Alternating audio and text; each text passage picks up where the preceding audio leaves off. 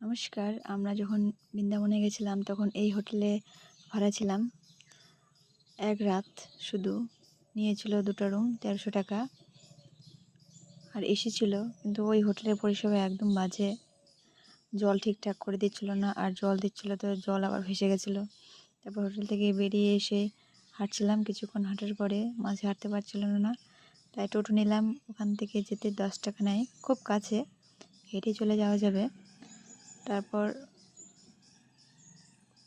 টোটো করে নেমে আবার ওখানে কেউ ব্যাগ বা জুতো নিয়ে গেলে ওটা আবার রাখার জন্য একটা 10 টাকা দিতে হয়, তাই ব্যাগ বা জুতো ঘরে রাখা ভালো।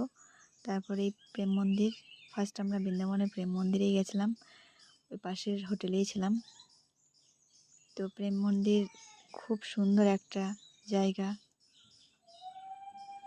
বিশাল বড় এরিয়া।